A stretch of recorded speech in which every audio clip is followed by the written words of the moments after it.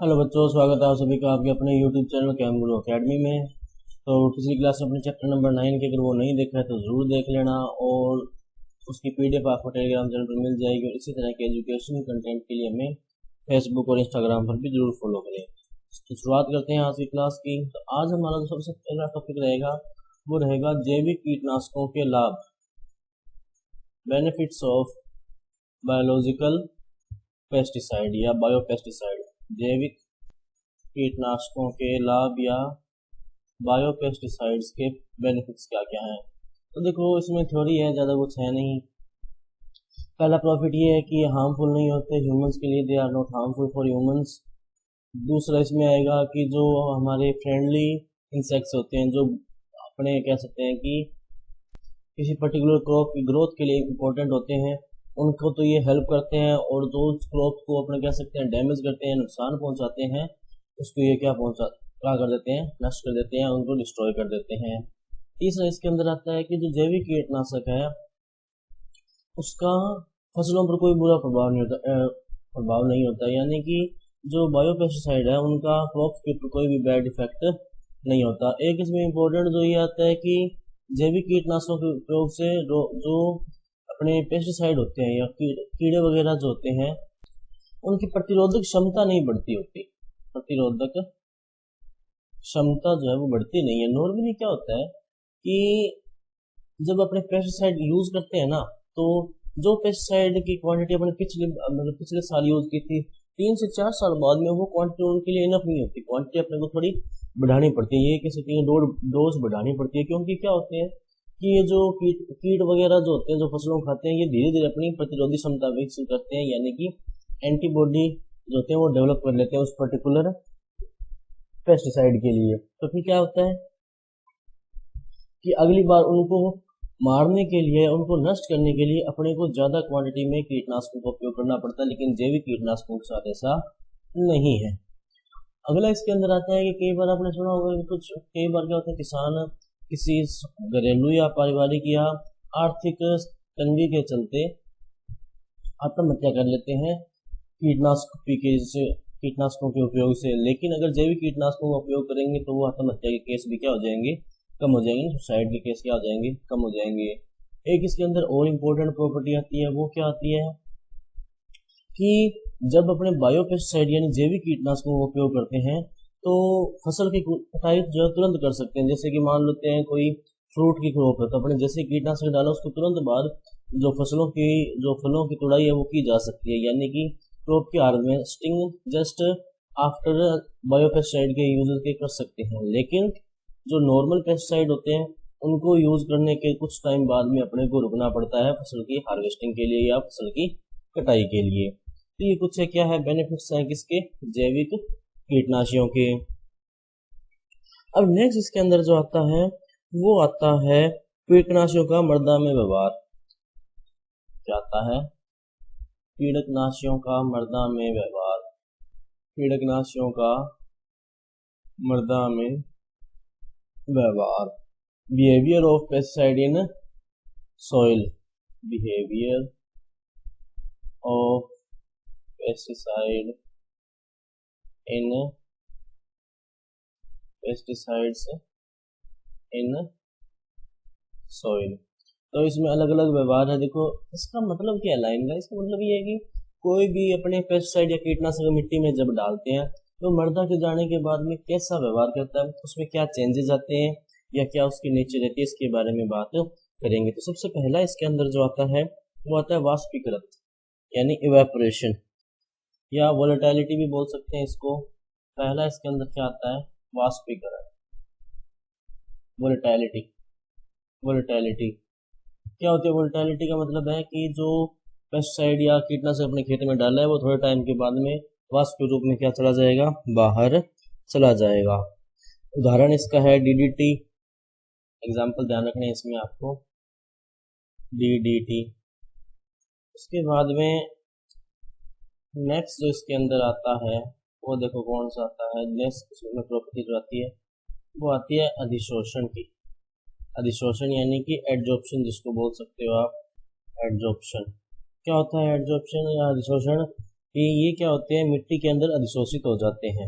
जैसे ये अधिशोषित होते हैं वैसे ही अपनी क्रिया शुरू कर देते हैं। बेसिकली होता क्या है कि जो अधिशोषित हो जाते हैं ना, तो जैसे क्ले कोलाइड के ऊपर अधिशोषित हो गए, मृदा कोलाइड के ऊपर क्या हो गए, अधिशोषित हो गए, इनकी क्रियाशीलता समाप्त हो जाती है। लेकिन जैसे मृदा कोलाइड से अलग होते हैं, ये पुनः क्रियाशील हो जाते हैं। इसमें कुछ ग्रुप हैं जो आपको ध्यान रखने हैं, जैसे एमीन हो गया। उसके अलावा बात करें तो एस्टर ग्रुप हो गया, एमाइड हो गया, एस्टर हो गया, उसके अलावा एमाइड समूह हो गया और अल्कोहल समूह हो गया। ये समूह जो हैं वो क्या दर्शाते हैं, वाष्पीकरण। अगला तीसरा इसके अंदर जो आता है वो आता है निक्षालन। क्या आता है, निक्षालन या लीचिंग बोल सकते हैं इसको। क्या होती है वो देखो, निक्षालन या लीचिंग, इसका मतलब होता है कीटनाशकों का घुलकर नीचे जाना। अब ये कौन कौन से दर्शाते हैं, यानी कि जो पेस्टिसाइड है उनका डिजोल्व होना और सॉइल की लोअर लेयर्स के अंदर चला जाना। उसमें ध्यान रखना होता है कौन कौन से हैं, कीटनाशक और खरपतवार नाशक। क्या से, खरपतवार नाशक। उदाहरण इसका क्या है, खरपतवार नाशक या वीडीसाइड जिसको बोलते हैं, खरपतवार नाशक। ठीक है, ये आ गए इसके अंदर खरपतवार नाशक। उसके बाद में आती है रासायनिक क्रिया, केमिकल रिएक्शन। रासायनिक क्रिया या केमिकल रिएक्शन, ये बेसिकली क्या है कि पेस्टिसाइड जो होते हैं वो मिट्टी में आने के बाद में चेंज हो जाते हैं। पहले कुछ और होते हैं, बाद में थोड़ा चेंज होते हैं। तो इसमें क्या होगा, केमिकल रिएक्शन। इसमें उदाहरण ध्यान रखना, उदाहरण इसके अंदर जो आएगा वो आएगा क्या, डीडीटी। डीडीटी बेसिकली क्या है कि मान लो कि अपने एक पेस्टिसाइड मिट्टी के अंदर डाला, लेकिन जैसे ही वो मिट्टी के अंदर गया उसने किसी चीज़ से रिएक्ट किया और रिएक्ट करने के बाद में उसने जो अपना कंपोजिशन है या फॉर्मूला वगैरह वो क्या कर लिया, चेंज कर लिया। उसके बाद में आते हैं सूक्ष्म जीव, सूक्ष्म जीव मेटाबॉलिज्म, यानी माइक्रो ऑर्गेनिज्म मेटाबॉलिज्म या माइक्रोबियल मेटाबॉलिज्म। ठीक है, अभी इसमें क्या होता है बेसिकली कि मृदा में जो पेस्टिसाइड होता है वो जैव रासायनिक विधि से क्या हो जाता है, परिवर्तित हो जाता है। उदाहरण इसमें ध्यान रखना, जिसमें एक तो OH ग्रुप हो यानी एल्कोहल ग्रुप हो, एक जिसमें कार्बोक्सिलिक ग्रुप यानी COOH ग्रुप हो, या जिसमें एमीन ग्रुप होता है वो होते हैं, या कौन से होते हैं जिसके अंदर नाइट्रो ग्रुप होता है, ये हो गया। और सबसे लास्ट में इसके अंदर जो आता है वो आता है स्थायित्व। क्या आता है, स्थायित्व।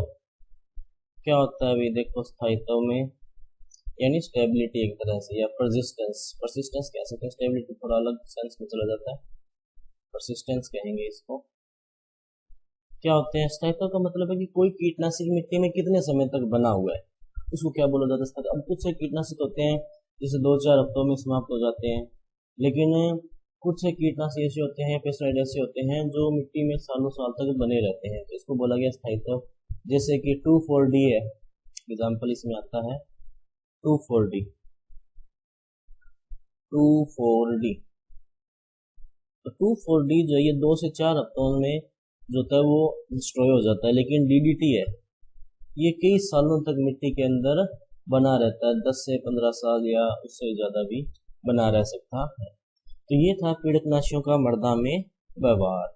उसके बाद में इसमें कुछ से कीटनाशी आते हैं, जैसे भारत ने जो है वो कुल 27 कीटनाशियों के आयात और प्रतिबंध, आयात व उपयोग पर प्रतिबंध है। आयात व उपयोग क्या है, प्रतिबंधित, ध्यान रखना। ये आपकी बुक में दे रखे हैं तो आप इनको एक बार जरूर पढ़ लेना। तो ये जो है वो क्या है। उसके बाद में इसके अंदर आता है पर्यावरण वगैरह, यानी एनवायरनमेंट क्या है, नॉर्मल से डेफिनेशंस हैं, तो आप इसमें पढ़ सकते हैं। बेसिकली एनवायरनमेंट क्या होता है कि अपने आसपास की जो अपने कह सकते हैं कि भौतिक परिस्थितियाँ होती हैं, ताप दाब, जलवायु, जैव विविधता, पारिस्थितिकी, ये सारे मिलकर किसका निर्माण करते हैं, पर्यावरण का निर्माण करते हैं। तो ये इसके अंदर जो है डेफिनेशन है। फिर इसके बाद में आते हैं प्रदूषक। पहले तो आता है पर्यावरण प्रदूषण। पर्यावरण प्रदूषण, पर्यावरण प्रदूषण क्या होता है कि मानवीय गतिविधि द्वारा यानी ह्यूमन एक्टिविटी से मानवीय गतिविधि द्वारा पर्यावरण के भौतिक जैविक व रासायनिक गुणों में होने वाला अवांछनीय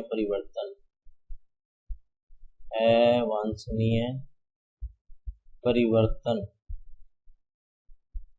क्या कहलाता है? पर्यावरण प्रदूषण। कि ह्यूमन एक्टिविटी से एनवायरनमेंट के फिजिकल, केमिकल और बायोलॉजिकल प्रॉपर्टीज में जो अनवांटेड चेंजेस होते हैं उनको क्या कहा जाता है? Environment pollution. क्या कहते हैं? पर्यावरण प्रदूषण। अब ध्यान रखना, ये प्रदूषण की जो पर्यावरण प्रदूषण डेफिनेटली यूनिवर्सल है। अगर आपसे पर्यावरण प्रदूषण पूछे तो यहाँ लिख देंगे पर्यावरण और यहाँ आ जाएगा पर्यावरण प्रदूषण।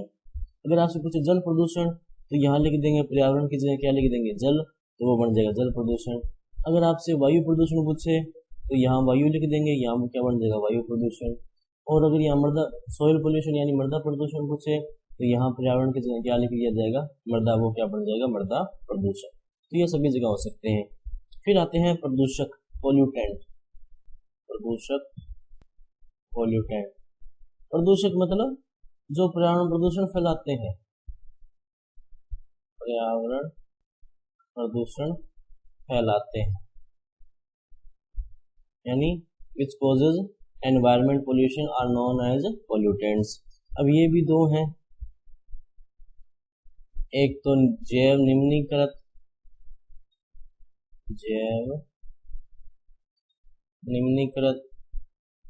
और दूसरा इसके अंदर आता है जैव अनिम्नीकृत। बायोडिग्रेडेबल क्या आता है? पहला तो बायोडिग्रेडेबल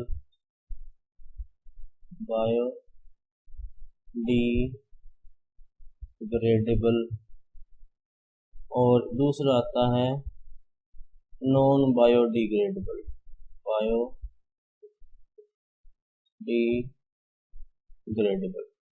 जैव निम्नीकृत तो वो होते हैं जो अपने कह सकते हैं कि जो सूक्ष्म जीव होते हैं उनके द्वारा नष्ट हो जाते हैं। जैसे एग्जांपल फलों सब्जियों के छिलके वगैरह हो गए, या अपने कह सकते हैं कीचड़ वगैरह हो गया, या इस तरह की जो चीज़ें होती है, मलमूत्र वगैरह हो गया, ये होते हैं।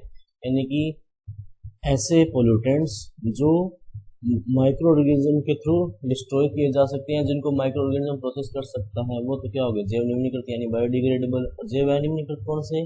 जिनको माइक्रो ऑर्गेनिज्म डिस्ट्रॉय नहीं कर सकता, जैसे कि मैंने कहा DDT हो गया, या कोई अपने कह सकते हैं BHC हो गया, या कोई प्लास्टिक की चीज़ें हो गई, या अपने कह सकते हैं कोई कांच वगैरह की जो चीज़ें होती है, वो जो है किसमें आते हैं? जैव निम्नीकृत प्रदूषक में।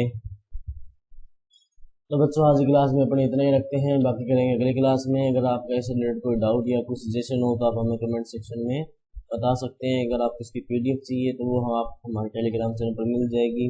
और इसी तरह के मज़ेदार एजुकेशन कंटेंट के लिए मैं फेसबुक और इंस्टाग्राम पर भी ज़रूर फॉलो करें। और अब तक आपने चैनल को सब्सक्राइब नहीं किया है तो ज़रूर कर लेना और अपने दोस्तों के साथ भी ज़रूर शेयर करना। तो मिलते हैं अगली क्लास में, तब तक के लिए पढ़ते रहिए। नमस्ते।